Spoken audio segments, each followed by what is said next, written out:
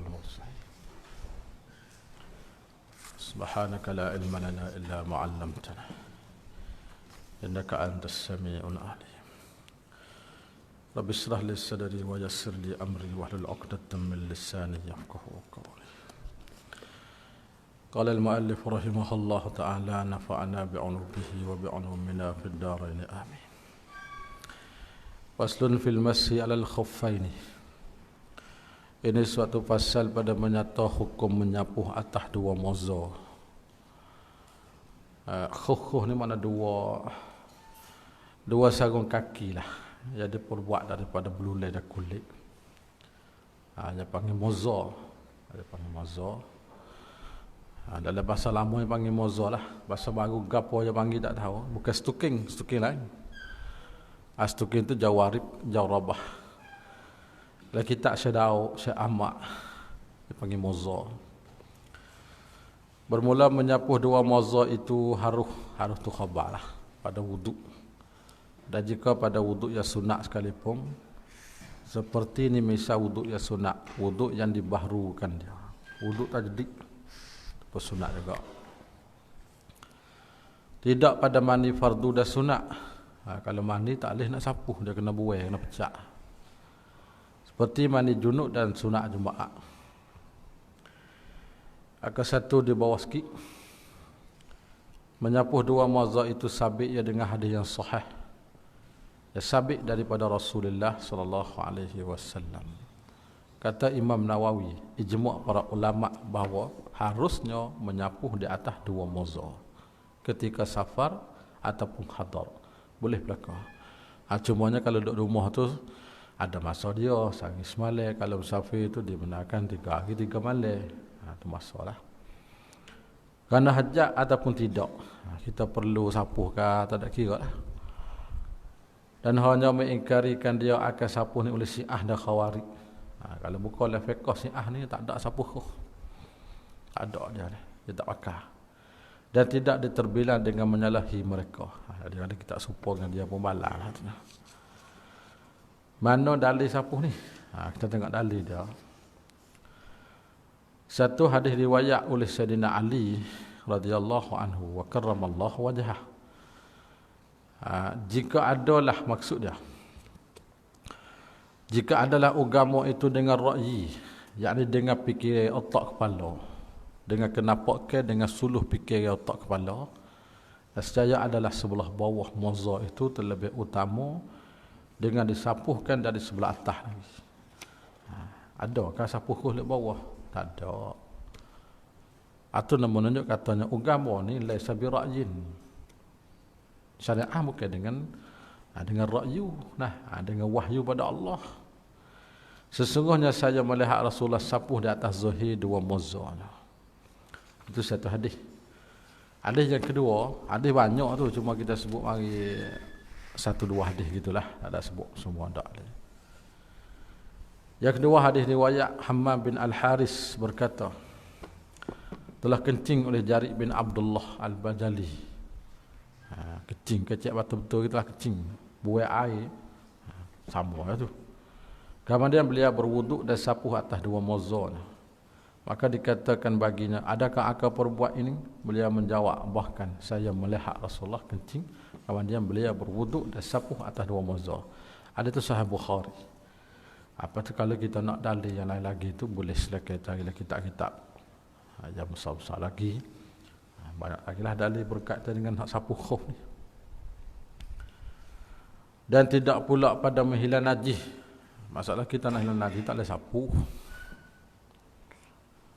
Kena basuh tu. Maka jika berjunuk ia seorang ataupun darah kakinya, berdarah kaki, maka tidak memadai disapuh moza ganti daripada membasuh kaki. Tak sah.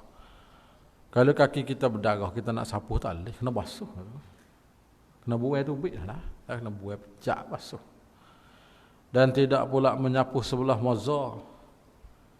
Bila sapuh dua lah. Dan membasuh sebelah kaki. Melainkan jika ketiadaan yang sebelahnya. Kalau tak ada, tak apa tu hal lain. Syarat menyapuh dua moza.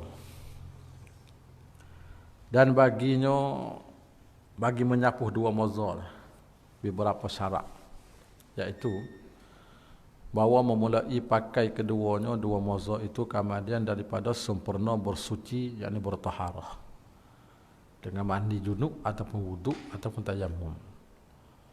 Ada kita tak sepenuh lagi taharah, tak boleh kita nak sapuh. Nawi sepenuh belakang duduk baru boleh. Maka jika membasuh yang sebelah kaki dan dipakaikan mozanya, kemudian diperbuat dengan yang sebelahnya seperti itu juga. Kita basuh sebelah, buh sebelah. Buh sebentar lagi kita basuh pula, bubuh pula. Jawabnya, tidak memadai, tak boleh. Tak boleh kita nak sapuh lepas pada tu. Dan jika memulai pakai keduanya, kemudian daripada sempurna bersuci. Jadi kita taharah cukup belakang dah lah kita pakai. Kemudian berhadah ia dulu daripada sampai kakinya yang pertama ataupun yang kedua kepada telapak khuf. Tengah-tengah dak bubuh tu kaki tak sapa lagi. Berketuk situ. Pakai-pakai dah tapi tak ada suk lagi. Tidak memadai menyapuh dengan pakai yang tersebut itu. Tak boleh sapuh juga. Tak sapuh dah. Karena permulaan memakainya sebelum sepenuh taharah pada surah pertama. Dan tidak ada iktibar memakainya pada surah yang kedua.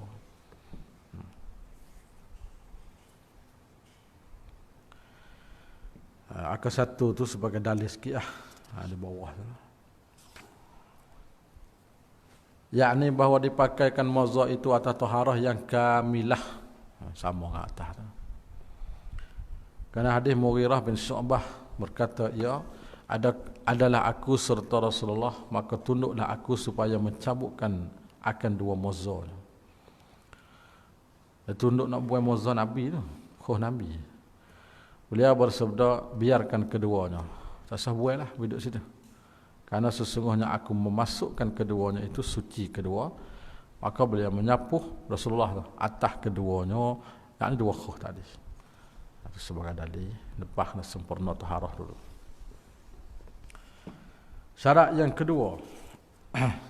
Syarat yang kedua. Dan disyaratkan pula seperti disyaratkan pertama tadi lah. Bahawa adalah keduanya menutupi keduanya, yang kedua khuf. Menutupi tempat membasuh fardu. Kena terkatuk habis lah. Iaitu kakinya dan dua mata kaki. Kena katuk habis tu. Kalau katuk tak habis tak boleh. Cari je kan. Itu tak sah kita nak sapu. Maka tidak wajib menutup sebelah atas tu. Katuk. Atas tak wajib. Maka jika kelihatan telapak kakinya pada kepala khuf. Cari. Tidak mudarat ya. Kepala khuf ni sebelah atas lah. Bukan cari tak ni. Maka jika kelihatan, maknanya kita ternampak telapak kaki itu pada kepala khuf. Oleh atas tepi betih lah. Kita tengok dari bawah tu nampak. Tidak mudarat. Maknanya sah kita sapu. Akah menutupi aurah. Kalau aurah tu, dia kena kata ke atas. Bawah belah tu. Aurah lebat semaya. Kan sarung kan. Kalau nampak bawah, nampak putih tak apa. Tapi kalau nampak atas bawah, tak ada lah. Tengok ke atas nampak di belakang tak sah semaya. Kalau tengok di bawah naik tak apa. Lepas tu bila kita semaya, masa kita sujud, di humi pohon, orang pakai sarung nampak tak je. Masa sujud terik kain dah. Nampak humi pohon tu. Hak tu dimaafkan. Tak apa dalam bak aurah semaya. Pohon tu. Sebab dibilangkan sampai hak bawah.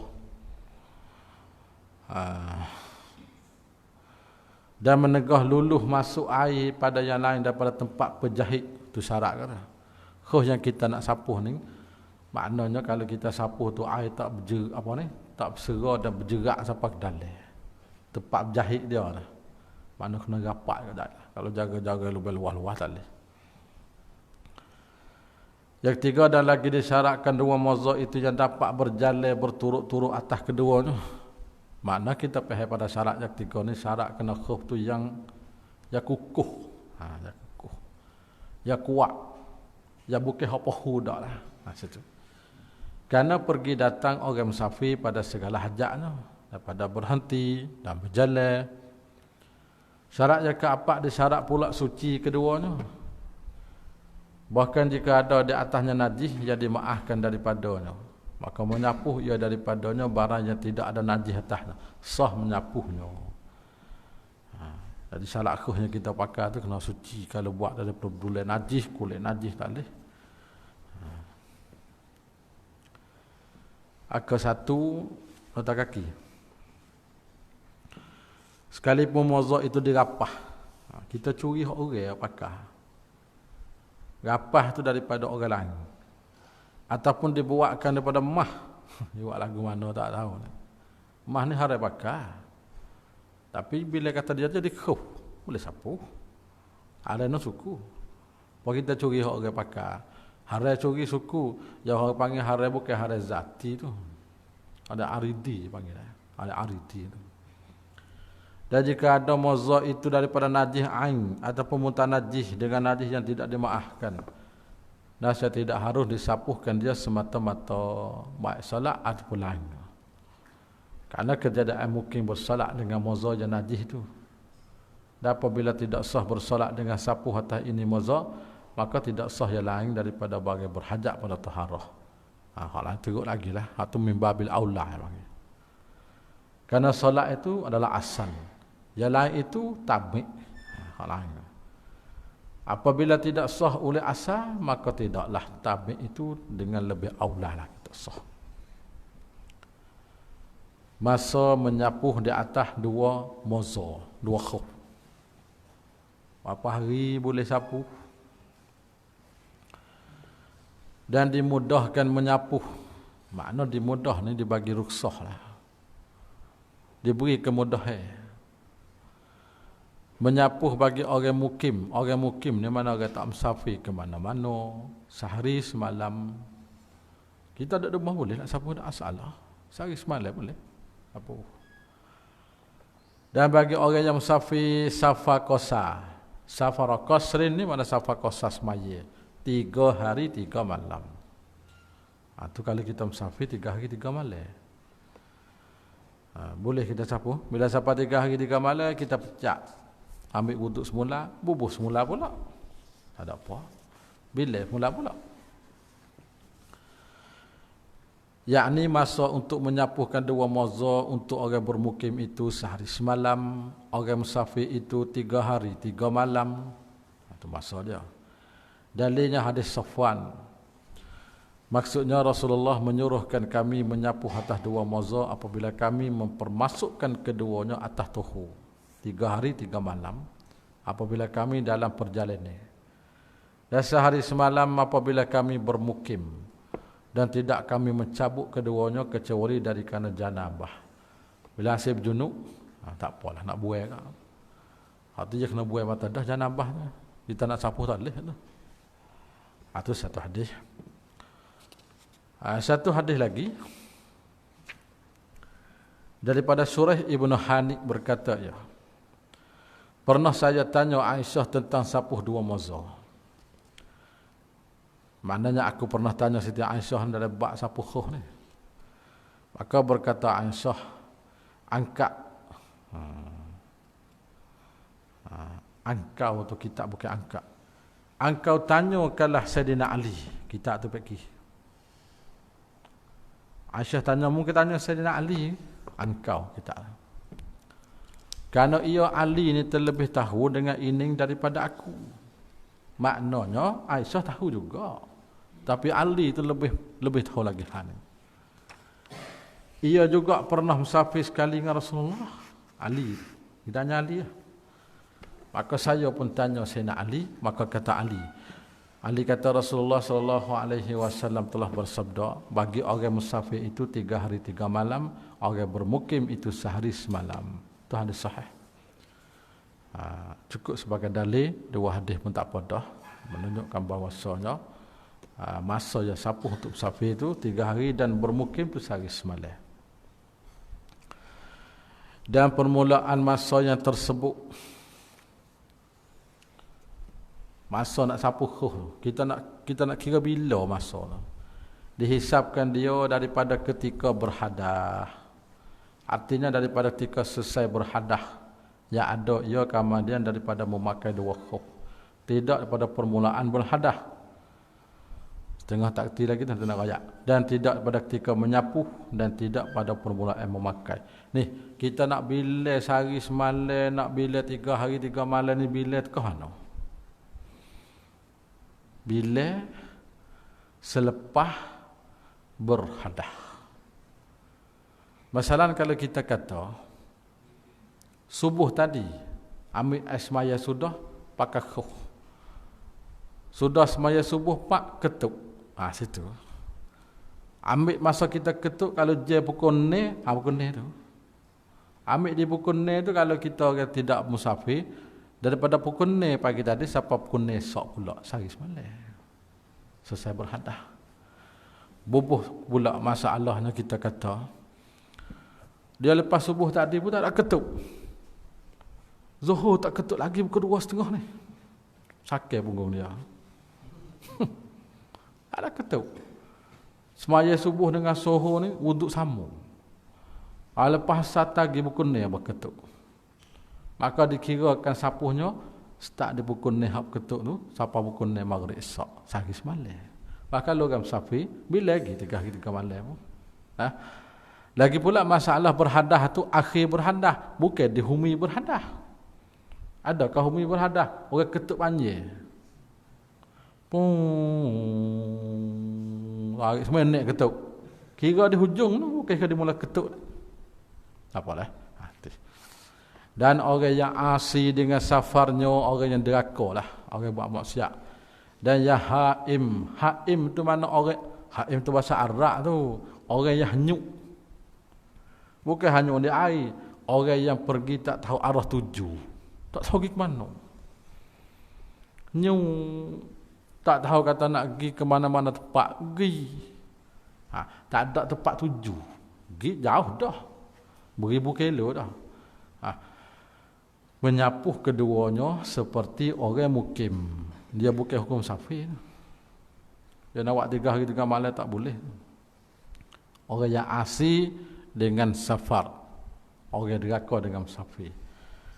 Kalau kita pekah dia dua je. Asi dengan safar, asi di dalam safar. Tak serupa. Dalam Arab dia kata bis safari dengan fi. Fi tu fi harahja, ba harahja. Masalah lain tu. Masalah bis safari itu musafir tu juga kosak nak buat maksiat. Maka tidak dibenarkan al-rukhas la tunatu bil ma'asi. Sebab tu tak boleh nak kosak dan tak boleh nak jamak dan tak boleh nak sapu khuf. Tapi sapu khuf dibenarkan orang mukim sehari semalam tu. Siapa tak boleh. Dan orang yang daimul hadasi, orang yang mari hadas seumur.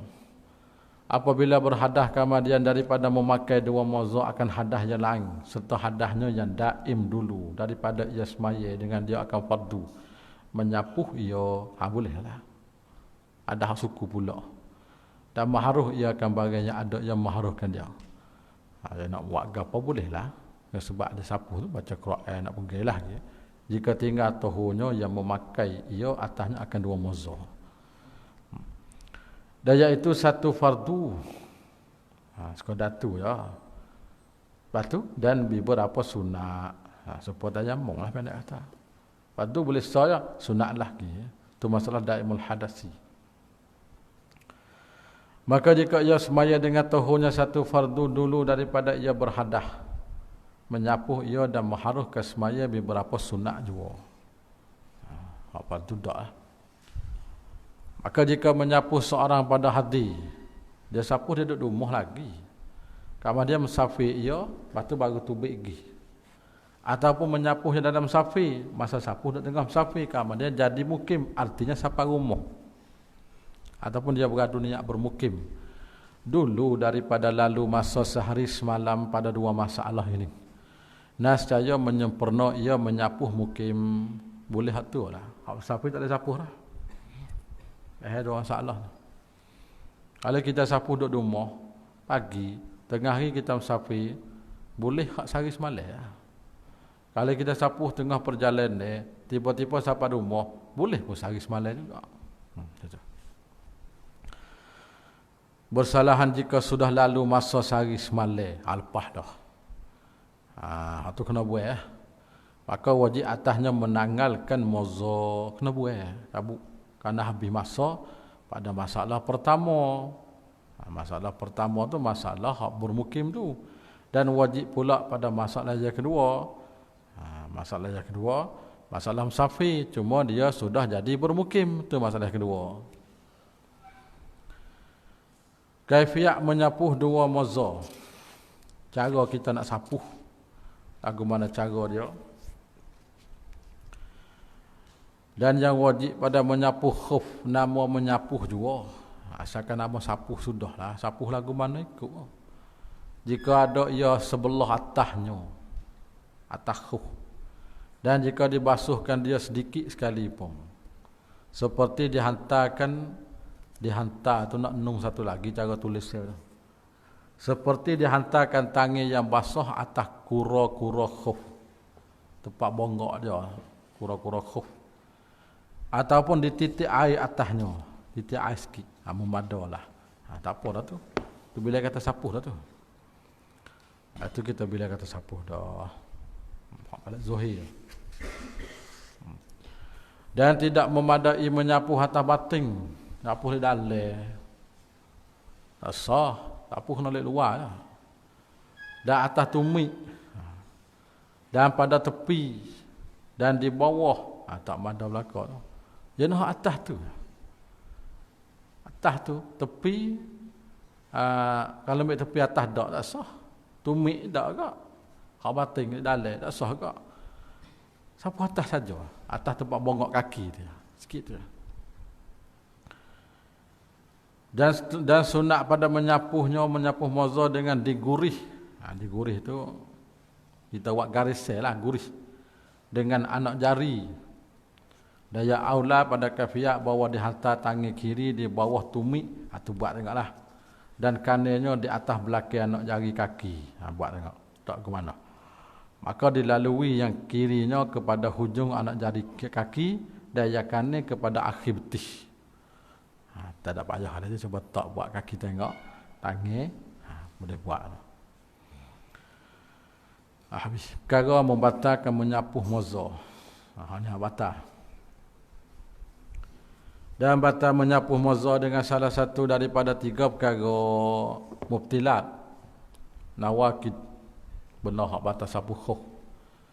Pertama dengan ditanggalkan mozo. Pecah. Tangan ni buih. Cabut. Ataupun ditanggal keduanya. Buih belakang. Asal ni buih sebelah. Ataupun salah satunya. Ataupun keluar khuf daripada patut menyapuh atasnya. Mana keluar khuf ni seperti tembuh. Khuf tembuh sapu tak boleh batal lah. Ataupun pasik punah cari. Itu tak boleh kak. Kedua lalu masanya. Habis masa lah lalu masa ni. Dan jika dengan ihtimal sekalipun. Berasa habis dah. Maka tak harus menyapuh bagi orang sok pada tinggal masanya. Ada ke tak ada masa, tak boleh sapuh. Seperti bahawa lupa ia seorang akan permulaan menyapuh. Ketiganya kedatangan sewaktu yang mewajibkan mandi. Janabah lah masalah. Seperti janabah orang retina ataupun nifas. Satu lagi wiladah tu retina. Maka diharuhkan orang yang memakai mozo seperti bagai yang diharuh pada wuduk. Sekali sapuh ia semaya dengan dia beberapa fardu dan beberapa sunat. Tak ada apa ni. Nak semaya apa waktu. Lah. Tadi daimul hadas. Habis bab sapuh khuf kita masuk pada tajuk yang baru, faslun fit tayammum. Pasal pada menyatakan tayammum. Ini suatu fasal pada menyatakan hukum tayammum. Tayammum ni pun salah satu cara-cara lah kita buat amal. Ini suatu fasal menyatakan hukum tayammum. Kita baca taklid bawah dulu. Tayammum di dalam bahasa Arab memberi arti al-qasdu, yang artinya menuju. Itu bahasa Arab tarikh. Pada istilah ialah mempersampaikan tanah kepada muka dan dua tangan dengan syarat-syarat tertentu. Difardukan tayamum pada tahun yang keempat, kata setengah tahun yang keenam. Atas khilaf pendapat para fuqaha lah. Tayamum itu ialah salah satu daripada khususiat umat Nabi Muhammad. Umat dulu tak ada ni. Dan menunjuk atas demikian itu oleh hadis Nabi SAW dijadikan bumi itu bagi aku masjid dan yang menyucikan. Dan maka yang mana seorang lelaki pada umatku yang mendapatkan dia salat, maka hendaklah ia bersolat. Itu sebagai dalil katanya khususiat untuk Nabi kita umat dia. Manakah dalil disyaratkan kita tayamum? Yang pertama firman Allah Ta'ala pada surah An-Nisa ayat 43, wa in kuntum marda ila akhir ayat, jika kamu sakit ataupun sedang dalam musafir, ataupun salah seorang antara kamu datang dari tempat buang air, atau kamu bersentuh dengan perempuan, kemudian kamu tidak mendapat air untuk mandi atau berwuduk, maka hendak kamu bertayamum dengan tanah, mana debu yang suci. Iaitulah sapuhkanlah ke muka kamu dan kedua tangan kamu. Sesungguhnya Allah adalah amat pemaaf lagi amat pengampun. Itu sebagai dalil. Yang kedua daripada hadis Nabi lah, hadis Abi Umamah radhiyallahu anhu, bahawa Rasulullah bersabda,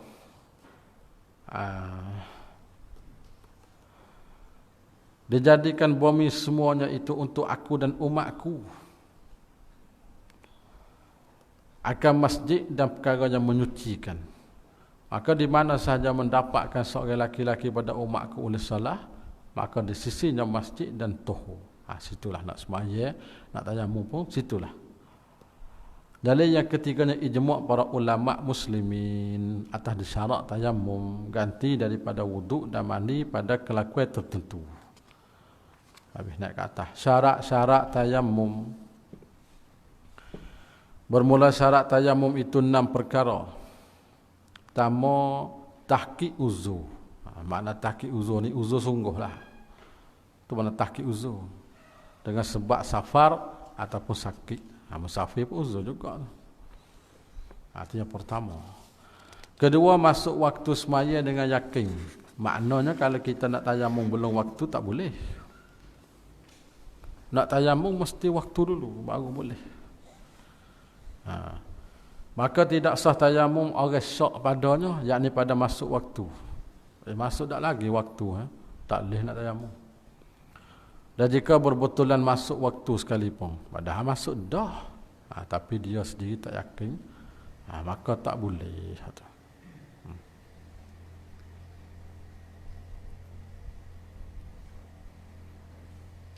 Habis kata.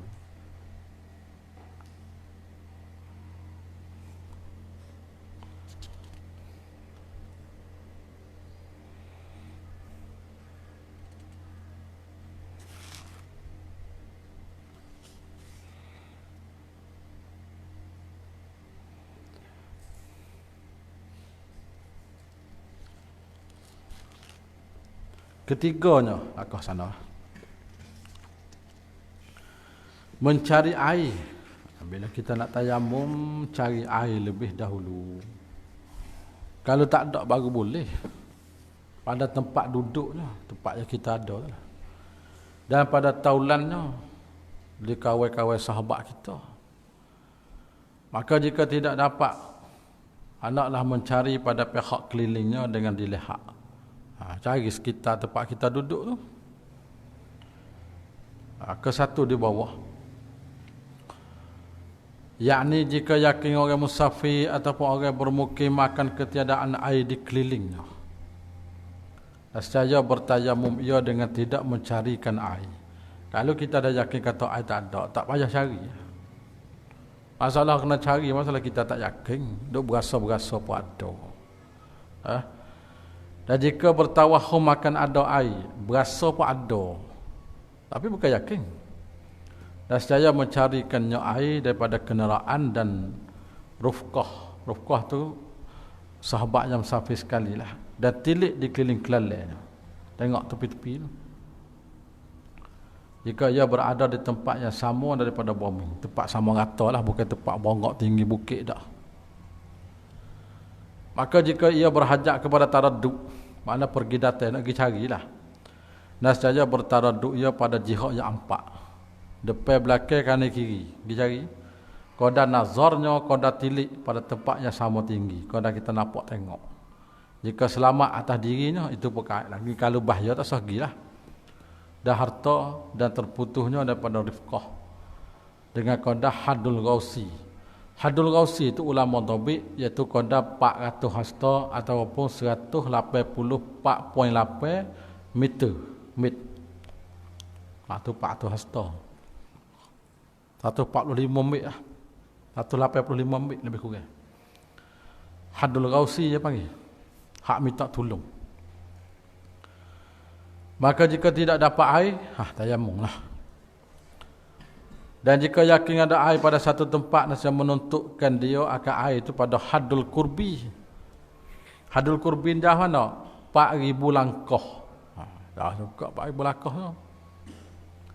Dan wajib membelikan air dengan harga misli, harga seumpama. Kalau mahal dah tak wajib beli air.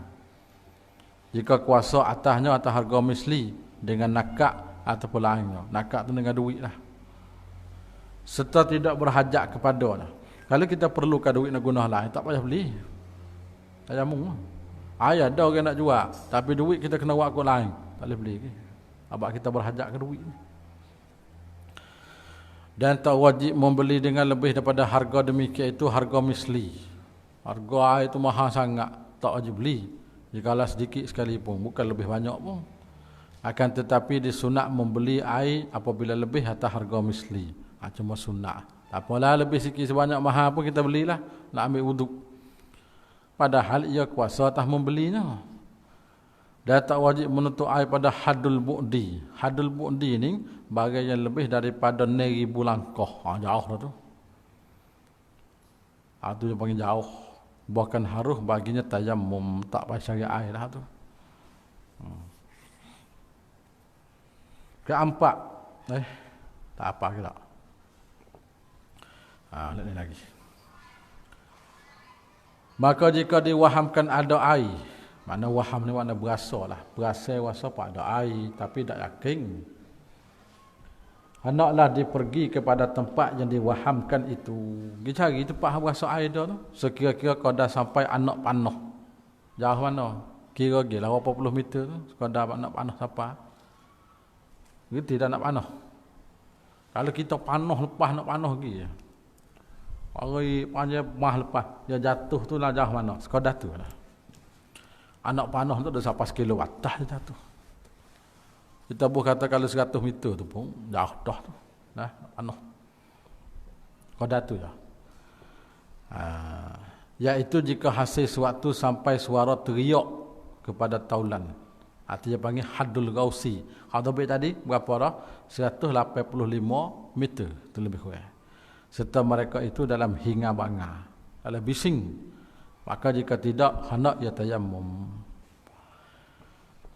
Yang keempatnya uzur memakai air. Ini masalah kita air ada. Cuma kita nak guna air itu tak boleh.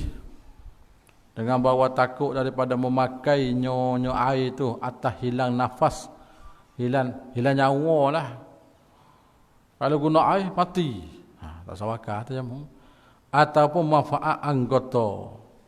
Kalau kita guna air membawa kepada anggota kita jadi lasa dan mati anggota. Tak payah guna tayamum. Habis kata.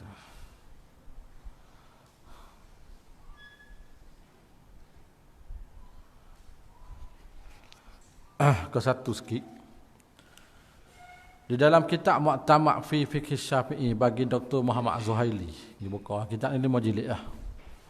Comel kitab ni boleh kita buat rajak ke. Al-Mu'tamad nama kitab dia. Kitab baru ni tu ada lagi.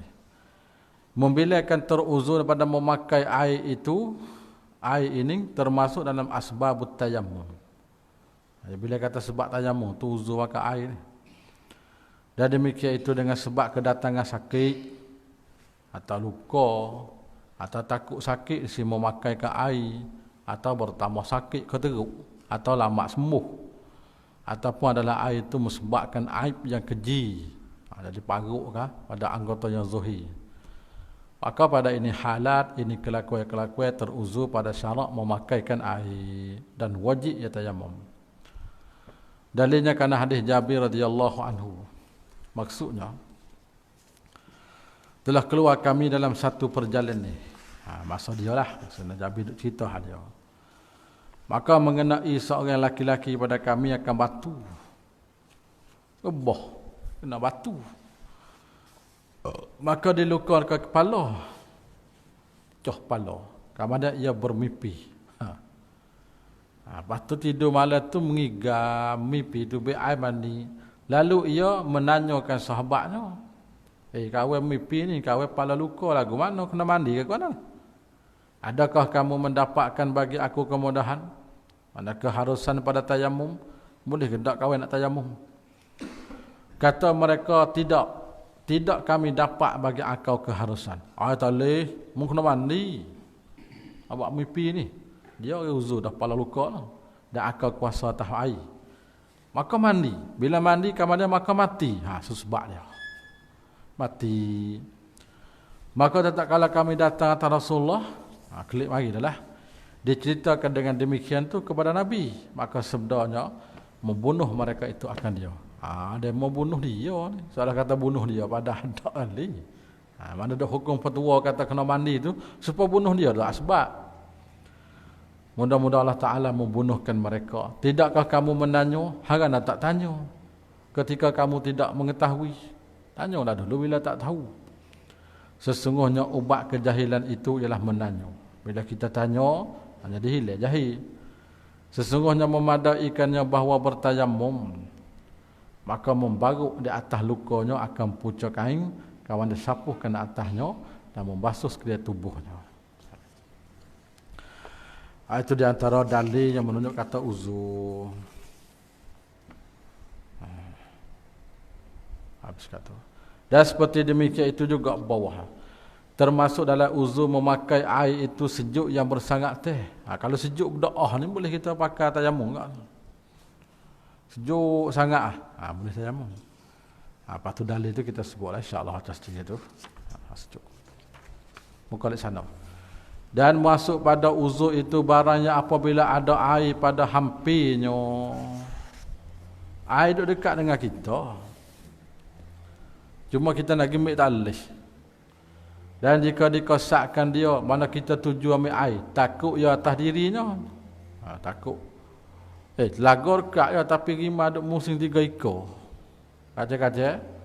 Nah kita. Rimah. Daripada binatang yang buah ataupun seteru ataupun takut ia atas harta daripada pencuri. Kalau kita nak tinggal game air namanya rapah dia memari kita. Atau penyambung atau bila kata uzur belaka tu. Atau bercerai daripada kawan. Kalau kita pergi ambil air nak semaya, ni tinggal dia mau perak. Padahal dekat lah. Maka hendaklah ia tayamum pada segala yang tersebut itu, tersebut ini. Habis.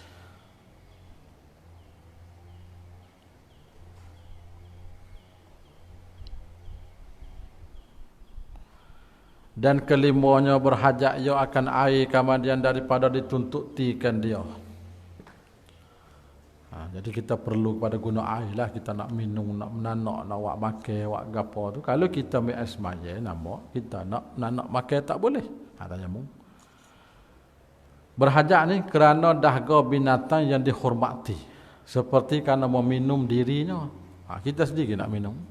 Ataupun binatang. Dan jika hajatnya tersebut itu pada masa lagi akan datang sekalipun. Hari ni tak apa, esok lagi nak guna. Hajat juga tu. Maka wajib ia tayamum serta ada air bawah kedua.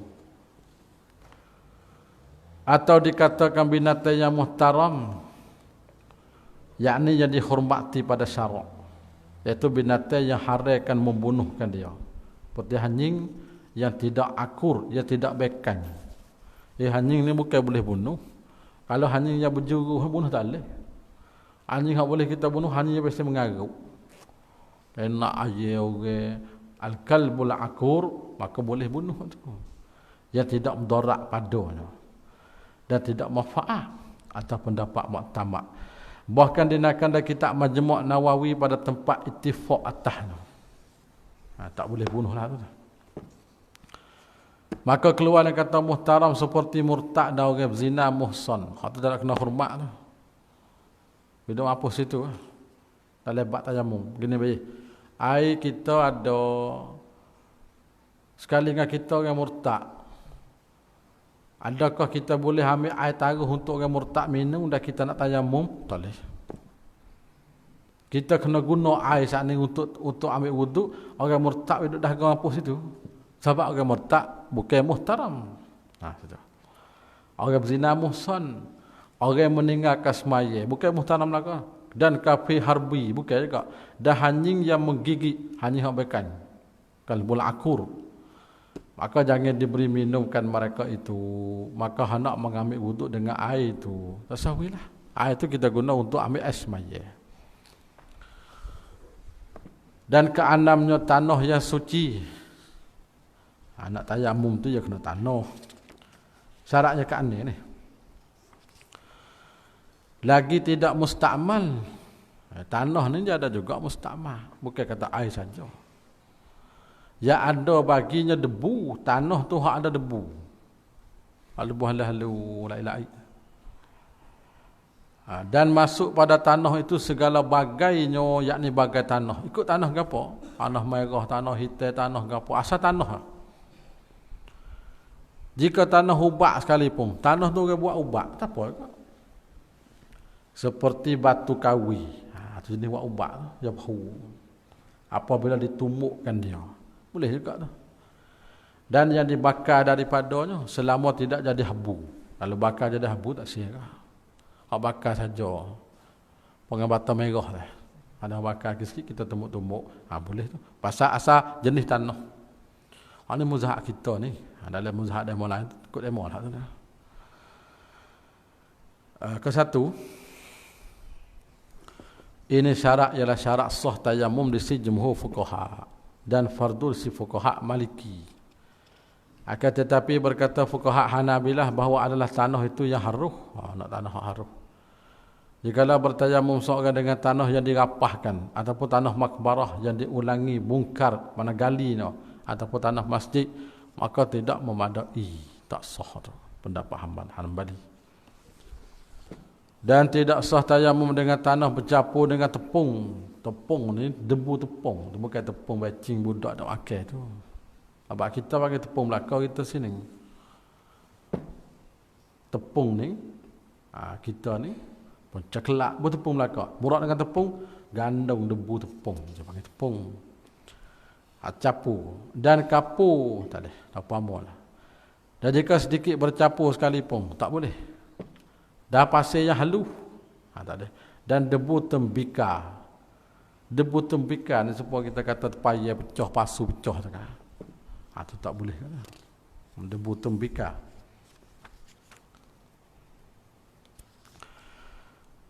Bermula fardu tayamum itu 5 perkara.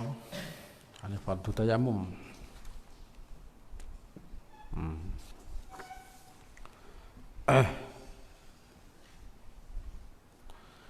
Satu pertamanya niat.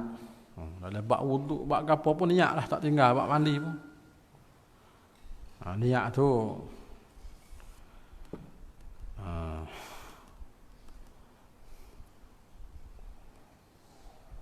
dulu kita sebut dah takrif lebih kurang dah. Maka bawah tu kita tulis pula sikit, cuma ada berlainan lah.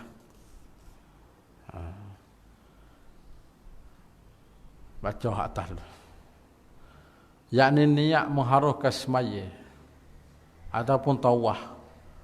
Atau tu atas pada kata semaya tu, niat mengharuhkan tawah ibarat gitu. Atau menyentuh mishah atas pada kata semaya. Atau umpama seperti di niat nawaitu tayammuma listibahati fardhis salah. Saja aku tayamum kerana mengharuhkan fardus sembahyang. Atau nawaitu tayammuma listibahatis salah. Saja aku tayamum kerana mengharuhkan sembahyang. Tak ada fardu tak? Boleh tak? Maka pada niat pertama disemaya dengan dia fardu dan beberapa sunat. Mula-mula. Dan pada yang kedua disemaya dengan dia akan sunat juga, tidak fardu. Pasal tak ada berfardu dah. Itu beza dia lah.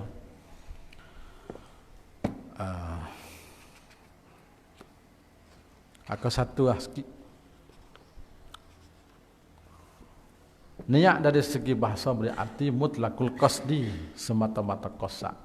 Segi istilah ialah qasdus syai' muqtarinam bi fi'li. Makna menyahjo dan mengqasadkan suatu perkara disertaikan dengan perbuatan. Dan jika terkemudian daripadanya maka dinamakan azam seperti bab puasa.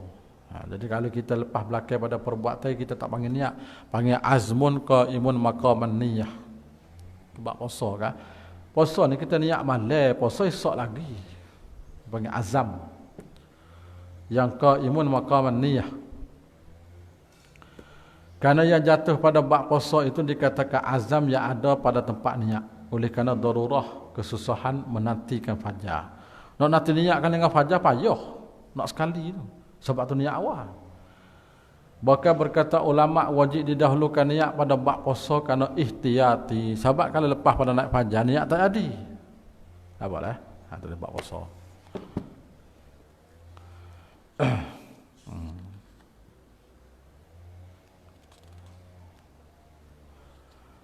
Hukum niat ialah wajib pada ghalib. Terkadang sunat seperti niat memandi mayat. Tempat niat di hati tetapi disunat melafaz dengan niat supaya menolong lidah ke hati. Zaman masa niatnya permulaan ibadat malaikat pada puasa. Niat itu adalah satu rukun pada tayamum dengan ittifaq ulama. Kata Dr. Wahbah Zuhaili, niat itu adalah fardu dengan ittifaq para fuqaha mazhabil arba'ah. Itu fardu. Di antara mereka itu Al-Qaduri dan pengarang kitab Hidayah ulama Hanafi ni, dan sebahagian pada fuqaha Hanafiyah dan Hanabilah, mereka menjadikan niat itu satu syarat, bukan fardu dak. Ada nama kata syarat. Dan itu adalah pendapat yang muktamad dalam mazhab Hanabilah dan Hanafi. Habis kat tu. Patut tengok sikit lagi tu. Muka di sana. Maka ketubah jemaah seperti hukum fardu. Ketubah jemaah seperti hukum fardu. Salah semai jenazah seperti hukum semai sunat. Ketubah jemaah. Maknanya kalau kita tak ada wuduk temu. Masuk itulah. Bersalah semai jenazah seperti hukum semai sunat. Dan dikiyahkan niat menyentuh mishah dan tawaf dengan mengharukan kedua.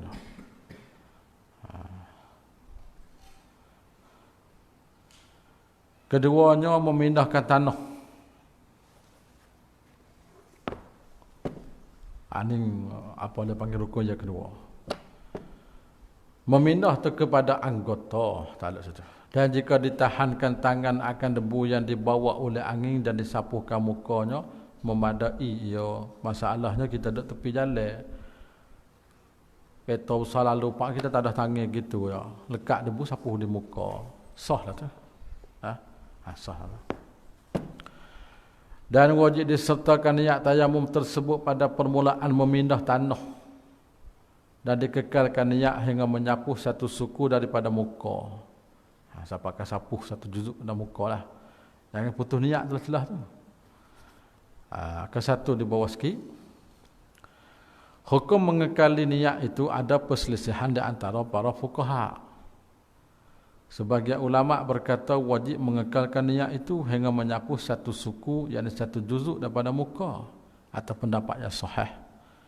Maka jika terputus niat sebelum menyapu suatu daripadanya, maka batal. Kerana sapuh muka itu ialah maksud Kataki memadai dengan dihadirkan niat ketika memindah dan menyapu. Situ boleh dah kita nak niat. Masa kita pindah dah sapu.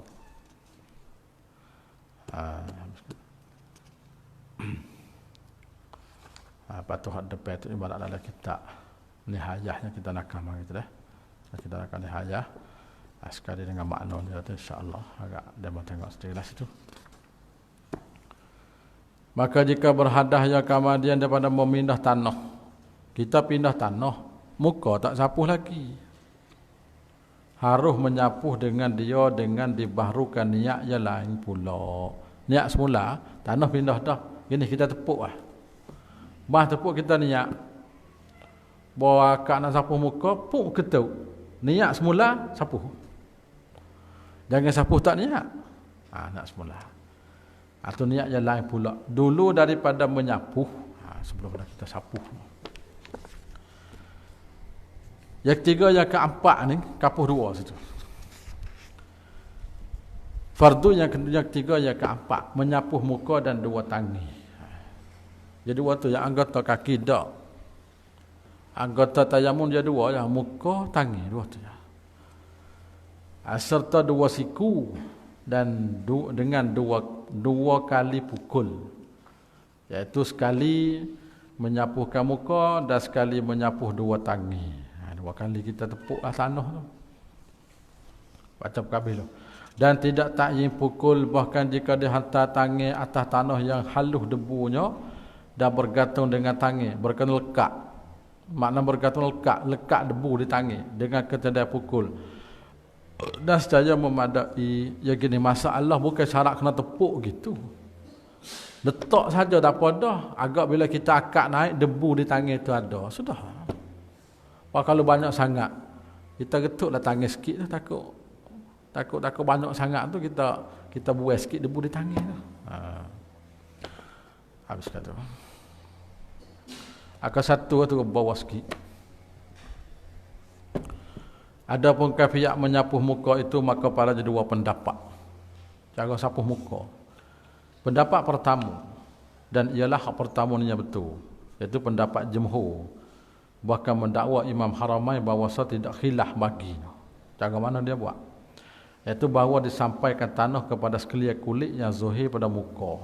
Hak lapak zuhir tu kena sapu tanah semua. Kena sapuh jugalah, bukan tak gitu saja tak. Kena sapu macam sapu air jugalah kena bagi. Cuma di mata tak kena renyih tu lah. Renyih di mata boleh. Dan kepada bagian yang zuhir pada bulu-bulu hingga janggut yang terholor sekalipun. Hak janggut-janggut sapuh pun. Tetapi tidak wajib disampai tanah kepada bahagian di bawah bulu kening. Tak ada kena renyih tu nak modok. Itu dah. Dan misai tak kena agak. Dan bulu di bawah bibir mulut ni janggut sepak. Janggut sepak istilah mak kita dah panggil apa panggil ke? Kita tulis juga tu janggut sepak. Jangan macam sipuk. Janggut sepak ni bawah lah, bawah ni. Janggut bawah dagu. Bukan bawah dagu. Wah bibir mulut. Janggut ni. Pendapat yang kedua, mereka berkata wajib disampaikan tanah kepada bahagian tersebut daripada bulu kening. Nak usapa juga bulu kening. Tanah nak usapa. Misai dan sebagainya. Seperti mana wajib sampai air pada bak wuduk. Tu kena tanya sikit. Kok ni kok misai kok gapo tanya berkata habis. Seperti mana wajib sampai air pada bak wuduk. Dan ini adalah mazhab yang dhaif. Yang berkata dengan dia oleh sebahagian pada ulama dan ashabus Syafi'i. Ini pendapat dhaif. Jadi pendapat muktamad bila kita sapuh, kok bulu kening apa tak syarat kena berkatalah. Dan tidak disunatkan mensampaikan tanah kepada kulit yang di bawah bulu yang lebat. Yang disunatkannya pada bak wuduk. Ini taklah. Dan wajib menyapuh bahagian berhadap daripada hidung, depan hidung. Di atas bibir mulut. Itu kena sapuh katalah. Adakah wajib dihilang bahagian di bawah kuku? Ada tak kuku ke apa tu kena buai kata jamu ni. Daripada bahagian menegah sampai tanah kepadanya seperti bahagian pada bak wuduk ataupun tidak wajib kena buai. Soal masalah kita nak tayamum ni bahagian celah kuku kena buai ke tak kena buai. Kalau bak air semaya mesti kena buai. Air tak kata. Jawabnya mengikut pendapat Az-Ziyadi. Ziyadi ni ulama Syafi'i. Beliau menjazamkan dengan wajib dihilangkan bahagian di bawah kuku itu. Kena buai juga. Dan perbezaan di antaranya antara tidak wajib sampai tanah kepada tempat tumbuh bulu yang nipis itu. Dengan bahawa kuku itu dituntut menghilangkan dia bersalah bulu yang nipis. Itu tempat beza lah. Habis kata.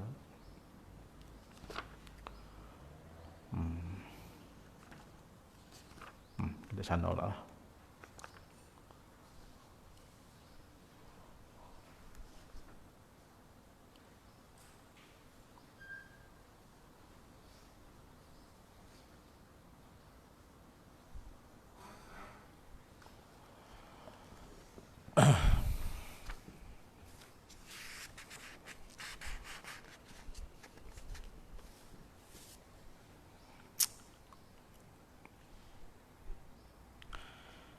Angka 1 tu di bawah 24 ni. Tentang qada yang wajib disapuh pada dua tangan itu ada 3 pendapat bagi fuqaha. Ni masalah sapuh tangan bab tayamum tu 3 pendapat. Pendapat pertama, hak yang wajib sapuh pada kedua tangan itu ialah hak yang wajib pada wuduk. Kata siapa ada siku ni, sapuh siapa ada siku. Iaitu bahawa disapuh keduanya hingga 2 siku. Dan dengan pendapat pertama ni oleh berkata Imam Syafi'i pada kaum jadi, dan berkata dengannya oleh para sahabat, di antaranya Ibnu Umar dan Jabir. Di antara tabi'in ialah Sa'id bin Musayyab. Lepas tu ramai lagi lah bawah lah, ramai lagi. Pendapat yang kedua, yang fardunya itu ialah menyapuh tapak tangannya juga. Hak ni pendapat mazhab Zahiri ni. Tak ada kena pergi di siku dak. Tapak tangan je. Hak ni senang sangat. Dan dengan dia berkata ahli Zahir dan ahli hadis dan juga Imam Malik, mazhab Maliki. Tetapi dia sunat menyapuh hingga 2 siku. Sunat. Siapa yang kata ni? Ramai. Dan dengan dia berkata Ibnu Mas'ud dan Ibnu Abbas pada sahabat, Ikrimah, Makhun dan daripada tabi'in, ada Auza'i, hebat-hebat belakang yang kata apa tu. Pendapat yang ketiga yang fardu itu bahawa disapuh hingga kedua bahu. Ini berat sikit. Ambil di tangan, terus tangan. 3 pendapat masalah sapuh tangan adalah. Jadi kita pakai pendapat pertama lah. Ambil di hujung tangan terus sampai di siku. Itu ya. Yang kelimanya daripada fardu dan juga rukun tayamum ni, tertib. Jadi 5 semua. Tertib ni dalam bab wuduk, gapo semua nak tertib. Maka wajib didahulukan menyapuh muka atas menyapuh 2 tangan. Sama ada tayamum daripada hadas kecil ataupun hadas besar. Supaya kena muka dulu baru tangan. Ataupun daripada mandi sunat. Tak kira lah, dah lain.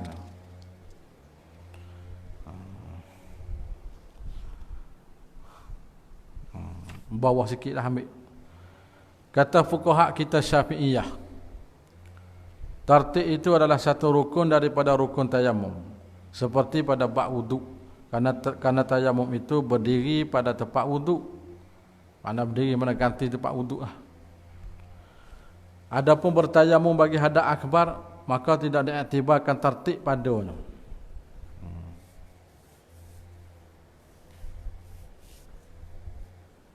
Ada satu pendapat yang kata tu.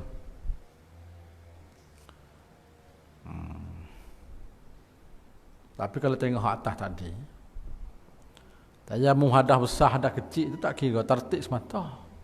Mana ada satu kaum bawah tu. Dalil atas wajib tertib itu ialah perbuatan Nabi, kerana bahawa Nabi tidak berwuduk melainkan bertertib ya. Dan tayamum itu ganti pada wuduk. Apabila wajib tertib pada mubdal minhu, mana wuduk, wajib ia pada badal tayamum. Tayamum itu badal. Situ. Dalil tertib dan menunjuk atas wajib tertib itu perkataan Rasulullah pada Hajjatul Wada ketika berkata para sahabat, adakah kami memulai dengan Safa atau Marwah bila kita nak sa'i? Maka sabdanya Nabi, ibda'u bima bada Allahu bihi. Hendaklah kamu memulai dengan barang yang memulai Allah dengannya. Sahabat tersebut Al-Quran, innal marwata was safa, Marwah dulu baru Safa, min sya'airillah. Mulai dengan tu bagi tertib.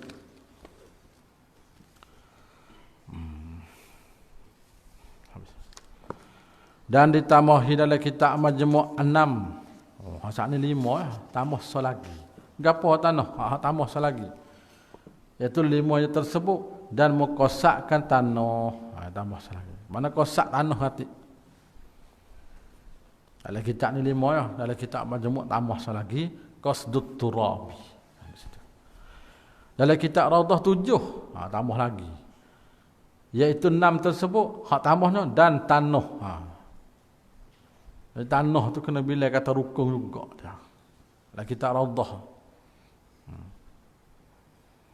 Habis kata. Bawah tu kita nakkan daripada perkataan syahadat dalam kitab Buriyah. Lebih kurangnya kita baca lepas dah, cuma huraian panjang sikit situ.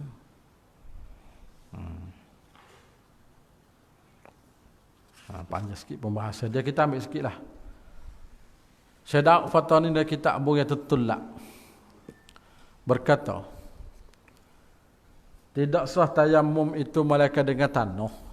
Jadi kalau kita nak pakai debu, bedak ke apa tak boleh, kena tanah.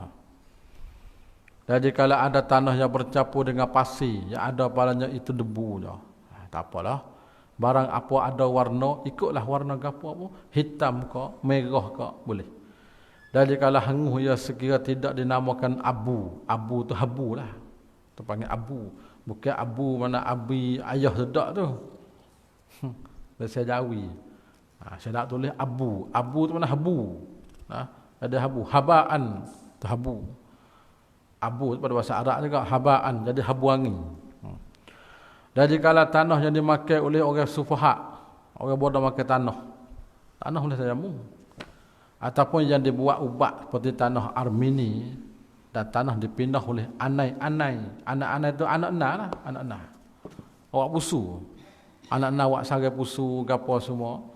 Kalau pusu tu bukan anak apa yang panggil hak sadah tu. Ni nak makan tie dah. Boleh. Jika bercampur dengan aliyu sekalipun, dia bercampur aliyu, dah jawab anak-anak tu. Aliyu anak-anak bukan aliyu kita. Boleh. Seperti tanah yang teruli dengan benar, yang cair dengan yang suci. Apabila sudah kering, dan dia berubah warna ataupun rasa ataupun bau sekalipun. Kerana sekalian itu daripada pangkat bumi dua, dia panggil tanah belakang. Dan barang tempat yang diambilnya.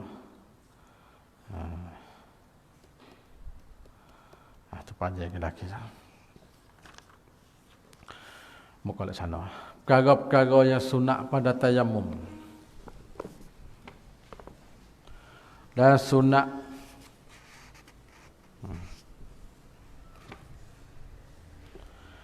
sunat tayamum itu beberapa perkara. Mana perkara yang sunat waktu kita tayamum tu banyak perkara. Benda-benda sunat lah. Benda sunat. Setengah daripadanya mengucap Bismillahirrahmanirrahim tak kala mula pukulnya. Supaya bau. Dululah.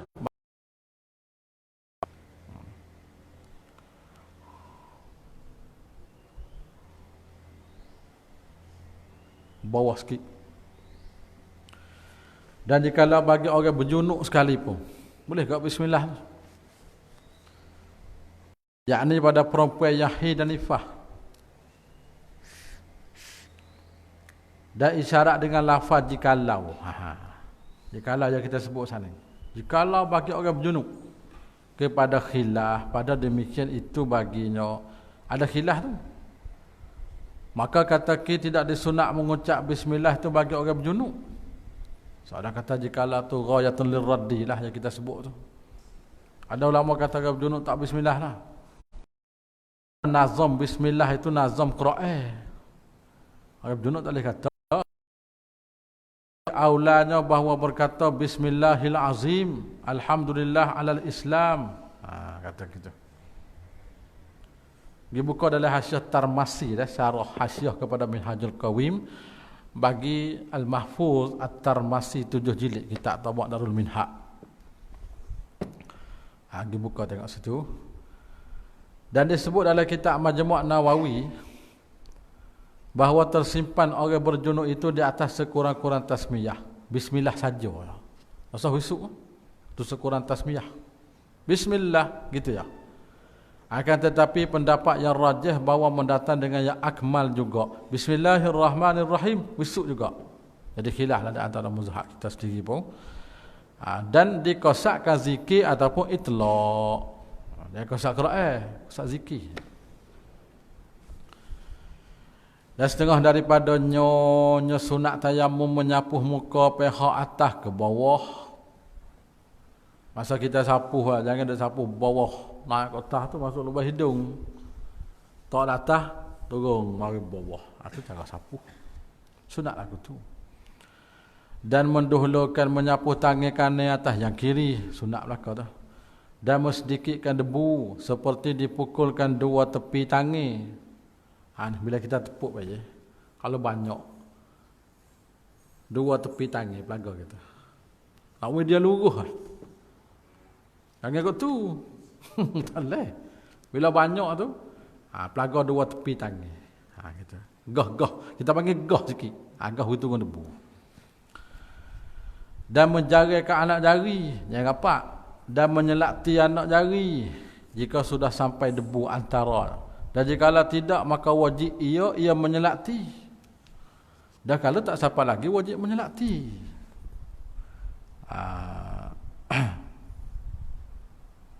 Dan setengah daripada nyonya sunat tayamum lagi. Dah main di situ. Bahawa jangan diangkat tangan daripada anggotanya hingga sempurna sapuh. Sapuh sempurna bagi takak. Dan menghadap kiblat. Dan gurrah dan tahji supaya lebat wuduk ni. Cuma komo tak ada. Komo pasih boleh mulut. Lain semua ya. Komo istinsyak tak ada. Pak wuduk dah. Setengah daripadanya menanggalkan cicing buai cicing tu pada pukul pertama dan wajib ditanggalkan dia akan cicing pada pukul yang kedua. Pukul pertama buai, pukul yang kedua tu kena wajib. Wajib buai. Sahabat tak sapa ni, tak sapa tak boleh. Jika tidak sampai debu di bawahnya, dan jika sampai maka sunat jua, jadi sunat tangan. Sunat kita buat cicing. Setengah daripadanya membaca doa yang kemudian daripada wudu. Asyhadu an la ilaha illallah wa asyhadu anna Muhammadan abduhu wa rasuluh. Allahumma ja'alni minat tawabin wa ja'alni minal mutatahhirin. Syahadah kita panggil. Sama dengan wuduk. Dan tidak sunat mengulangi menyapuh lebih daripada sekali dua. Sapuh sekat sekali, tiga tak ada. Atas lis, la. Terlebat tayamum tak ada. Mak wuduk ada. Perkara membatalkan tayamum. Dan yang membatalkan tayamum itu tiga perkara. Pertama, segala yang membatalkan wuduk telah terdulu sebutnya. Batal lah. Setiap benda yang batal wuduk, batal tayamum. Agak berarti akan satu, iaitu di antaranya keluar sewaktu pada salah satu dua jalan, kubur dan dubur, dan tidur, hilang akal, sentuh perempuan, sentuh harak, semua tu batal wuduk dan juga batal tayamum. Maka manakala tayamum seseorang kemudian maka berhadah ia, batallah tayamumnya yang ada ia daripada hadah asghar dan tidak batal tayamum yang daripada hadah akbar. Orang hasib junub nak mandi air tak ada, akhir sekali kena tayamum. Tayamum tu niat mengakak, mengharuhkan semayakan, niat mengakakkan ganti janabah, kita kata tak. Jadi bila sudah tayamum hadap sah, ketuk. Bila ketuk tu hadap sah tu tak ada kata hilal dak lah. Maknanya yang jadi hilal dengan yang batal tu hadap kecil ya. Hadap sah tak batal. Hadap kecil tu batal. Dan keduanya mengetahui akan ada air. Bila kita tahu kata air itu ada, batal tayamum. Dan jika sikit sekalipun, jika berkata seorang bagi perhimpunan orang tayamum, aku mengharuhkan kamu air ini, padahal memadai seorang juga, batal tayamum sekaliannya. Tak boleh ke? Baik kita sampai 20 orang. Cari air tak ada. Akhir-akhir 20 orang tu, tayamum belaka. Akhir sekali kita tu air ada lah sikit. Ni ada sebotol ni ya. Fademon belaka tu, kawin ada air sebotol ni, habis punah. Padahal kalau kita kira sore, yang mana ambil air semaya. Tak. Tu batal belaka. Berubuk pun tapi apa? Batal semualah. Batal semua. Akan satu. Maka jika melihat air tengah-tengah bersalah, tengah-tengah kita duduk semayanya kenapa air, maka tidak batal tayamumnya dengan nisbahnya bagi orang Syafi'i di sisi ulama Syafi'i. Orang Syafi'i tak atas. Kerana bahasa diizin baginya dengan masuk pada solah dengan tayamum. Dan asalnya itu kekal demikian izin itu. Dan kerana firman Allah Ta'ala yang maksudnya wahai orang beriman, taatlah kamu pada Allah dan taatlah pada Rasul, janganlah kamu batalkan amal-amal kamu. Terus ke semaya. Dah batal solat orang bermukim. Kalau kita bermukim batal. Kita ada rumah ya. Semaya dengan tayamum, bermula ayat dah punah. Walau tengah duduk semaya. Abang kita tak Syafi'i. Kita duduk rumah. Di sisi ulama Syafi'i, jika ia melihat air pada tengah-tengah semaya. Kesimpulan, orang apa air tengah-tengah duduk semaya, semaya dengan tayamum tu apa hukum? Kalau dia Syafi'i tak batal. Kalau dia bermukim, hukum batal. Tu.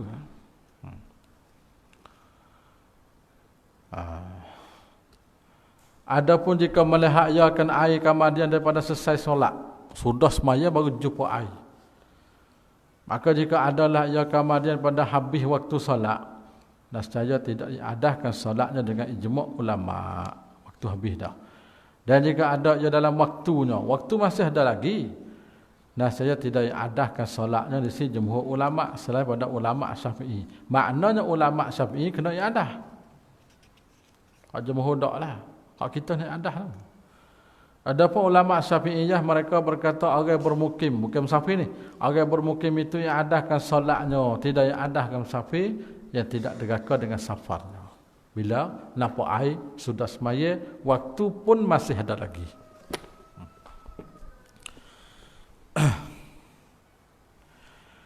Dan seumpama mengetahui itu waham akan ada air. Waham ni berasa. Tawahum. Bukan zon kuat lagi. Tapi makna waham juga oleh kemari ni. Sok. Maka setengah daripada waham itu melihat akan kafilah. Kafilah ni hubungan hak Syafi'i. Nampak hubungan Syafi'i mari ada air dah tu. Tu supaya dengan mengetahui kat tu. Mana batal ke? Ataupun awan yang tebal pada hampirnya, ataupun alung-alung. Alung-alung tu nampak panas pun air jauh. Dan lainnya, daripada barang yang diwaham ada air sertanya, padahal tayamumnya sebab ketiadaan air, batal tayamumnya. Jika ada ia dulu daripada masuknya pada semaya, belum semaya lah, dengan bahawa ada ia dulu pada ra akbar, ra takbir ataupun serta. Maka jika diketahui akan ada air, kemudian pada masuk ia pada semaya, adalah semayanya pada barang tidak gugur fardunya dengan tayamum. Makna kena semaya semula lah, semaya saat ni. Arti tak gugur fardu ni kena qada semula. Seperti tayamum pada tempat golik ada air padanya. Batal semaya ketika itu juga punah semaya. Ataupun adalah semayanya pada barang yang gugur fardu dengan tayamum. Seperti semayanya pada tempat golik tidak air padanya. Di satu tempat kita berada tu, situ dia kata air tak ada setahun sekali ya. Atau bersamaan, ni boleh ada, ni boleh tak ada. Makna kalau kita semaya situ gugur fardu, tak payah kita qada semula. Maka tidak batas semaya. Kalau nampak air pun tak batas semaya. Sama ada fardu ataupun sunat. Dan jika tayamum seorang kerana sakit dan umpamanya, kemudian maka ketahuikan ada air. Orang sakit kan, kalau tahu ada air pun tak apa nak guna tak boleh. Tak batas semaya tu. Apa ni tayamum tak atas. Terus ke semaya lah sebab tayamum tak atas. Ketiga riddah. Yang tiga masalah yang membatalkan tayamum ni jatuh agama. Na'udzubillah min zalik. Atau murtad. Yang tiga murtad. Jatuh juga tayamum, dah batal tayamum. Maka jika takut seorang daripada memakai air pada setengah daripada tubuhnya, sama ada pada anggota tayamum ataupun lain daripada anggota wuduk, maka wajib dibasuhkan segala anggota yang baik dan hendak ia tayamum pada anggota tempat lukanya. di tangan kita baje. Kalau kita luka sini, tak, ataupun luka sini lah, dia tempat luka ni kita boleh kata besar duit, tak pelekuk. Situ kita luka, dia lain kena ambil air semaya ni. Anggota yang sahih, maka tempat luka ni gantikan dengan tayammum. Tapi ganti tayammum pun kena sapu muka, sapu tangan cukup lah. Situ. Maka jika ada yang orang junub, didahulukan bagi sekandaknya tayammum atau membasuh, harus baginya. Ikut nak tayammum dulu, nak basuh dulu lah, tu junub. Dan jika ia orang berhadas kecil, hendak ia tayammum waktu membasuh anggota luka itu, ia tayammum gantinya. Bukan nanti sudah wudu. Masalah kita basuh tangan, belum sapu kepala, tangan kita luka ada. Kita tayammum sudah lu, lepas tu sapu kepala pula lepas tu. Nampak? Tu celah-celah tu kita selikan dengan tayammum. Orang hak luka. Adapun hadap besar tu, ikut dia lah nak buat mana dulu pun. Tak tiada tertib dengan membasuh anggota itu dengan tayammum ganti tempat luka itu. Tetapi wajib tertib dengan anggota yang lainnya. Misal, seperti ada lukanya pada tangan. Maka wajib dibasuhkan muka dulu, kemudian ia tayammum akan ganti tempat luka. Ataupun dibasuhkan segala anggota yang baik, anggota yang sahih, kemudian ia tayammum haruh karena satu anggota. Sebab anggota satu.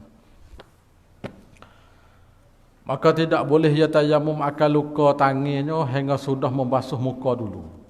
Kalau kita luka di tangan, basuh muka habis dulu wudu. Ni muka tak basuh lagi, tayammum tangan tak. Basuh muka dulu. Basuh wuduk tu lah, basuh wuduk tu. Dan jika ada di atas tempat luka itu baluk, belak, macam belak tak apa. Belak ataupun baluk. Belak ni dia baru. Kalau dia panggil jabirah. Masa dulu dia berbuluh, baru dengan kain. Lalu baru dengan kapu. Dia panggil jabirah. Ataupun tempel yang tidak boleh ditinggalkan daripadanya. Barangkali yang di tangga. Tak boleh di tangga, nak cabut tak boleh. Barangkali tangga tu. Jadi kita nak buat tak boleh lah, nak tangga. Nak cabut tak boleh. Supaya patah pergi hospital kan. Doktor bom dia berkapu. Berkapu sini. Maka hendak membasuhkan anggota yang baik, kemudian disapuh air atasnya. Sapuh atas jabirah tu. Sapuh atas jabirah. Lepas tu dalam ke mana? Tayammum. Jadi kena sapuh lagi, kena tayammum lagi. Dan ditayamumkan ganti bagi tak sampai air yang di bawahnya. Ditayammum pada muka dan dua tangan. Payah juga tu bila siapa masa tara tu nak buat tu. Pada balik akhir-akhir. Tak apa, qada rumah. Tu. Tak. Cara kena buat tak boleh dia buat qada rumah tu. Dan wajib qada jika ada belak itu pada anggota tayammum mutlakon. Kalau anggota tayammum kita ada belak, kena qada semula maya. Dia tak sah. Tapi kalau belak tu ada dekat kaki. Kaki bukan anggota tayammum. Itu tak kena qada tu. Muka dengan tangan anggota tayammum. Dan jika ada ia pada bukit anggota tayammum seperti pada kaki, misal dah tu. Yang tempat wajib basuh pada wuduk. Jika dihantar atas dah, wajib qada. Masa kita letak belak tu kita berhadah dak. Kalau berhadah kena qada. Masa kita letak belak mula-mula tu kalau kita taharah, tak kena qada. Dah suci. Kira di mula-mula. Ataupun di atas tahur, atas taharah, suci. Dan ada pada tempat itu najis, ya tidak dimaaf. Wajib qada juga. Kena qada juga. Qada dengan sebab najis tu. Padahal tahur dah. Kita tahu baje. Kita ada ais maya, balik mutu, di kaki luka. Lepas tu di kaki luka tak ada basuh we darah dak. Tepek belak situ, makna masa tu tak ada jatuh wuduk gapo kita. Kena qada. Ya kena qada sebab najis. Bah kalau kita tak qada, basuh darah, sapuh tubik dulu, ais maya pun ada dah, baru tak apa. Tak apa nah. Tayammum hak lepas pada tu tak kena yang ada semula. Tu. Kesimpulannya payah jugalah dalam bab ni. Payah kan tatbik, nak praktikal tu payah juga dia kata. Habis. Ataupun dihantarkan atas tuhur dan tidak ada najis yang tidak dimaafkan, tetapi banyak anggota yang sahih di bawah baluk yang lebih dari di bawah belak yang lebih pada hajat memegang dia, wajib qada. Yang salah ni. Di kaki juga. Di kaki tu dia luka sikit lah, baru masuk kawasan hak molek tu banyak dak. Tak, bukan ambil sekadar labud dak. Masalah kalau ditangi luka sikit, baru suskan ni. Bukan dia tu. Kena qada. Ya. Qada memegang tak apa, tapi lebih qada hajat memegang belak lah, dan baluk sana. Dan jika qada hajat tidak yang lainnya, tidak wajib qada atasnya. Itu tafsir dia molek tu, satu-satu tafsir dia tu. Habis. Tidak harus dua fardu dengan satu tayamum.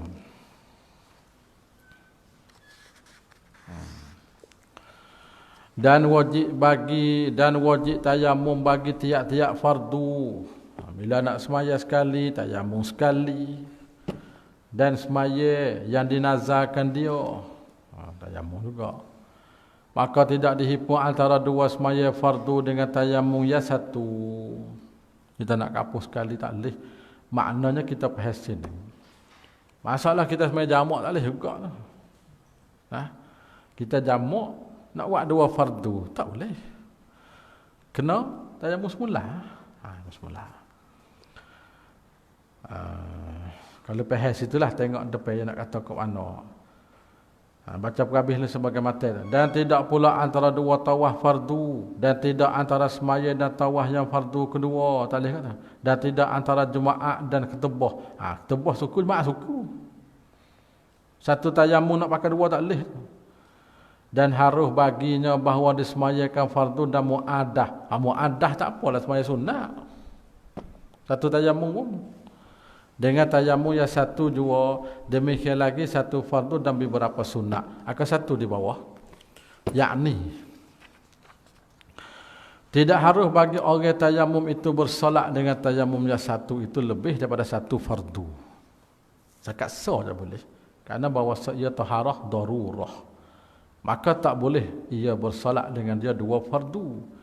Dan kerana perkataan Ibnu Umar, yatayammamu likulli salatin wa illam yuhdis, bertayamum oleh seorang itu bagi tiap-tiap salat dan jika tidak berhadas sekalipun. Walau tak begitu, kena tayamum semula. Sanad tu sahih dia. Maka tidak harus dihimpunkan antara dua fardu dengan tayamum yang satu.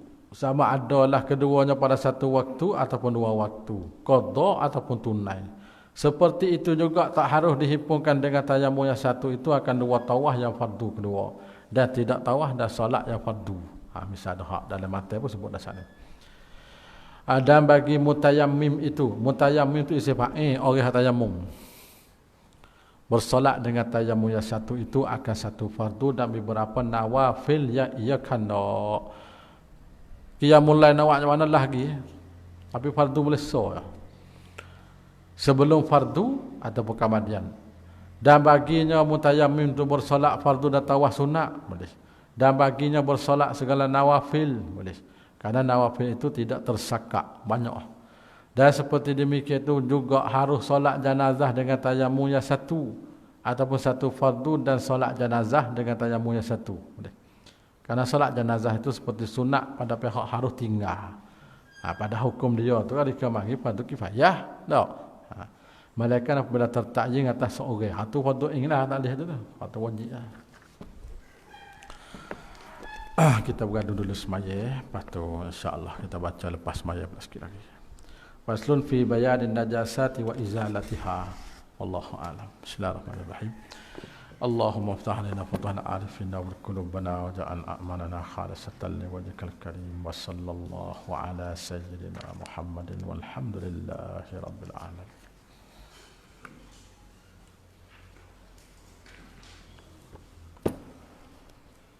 Allah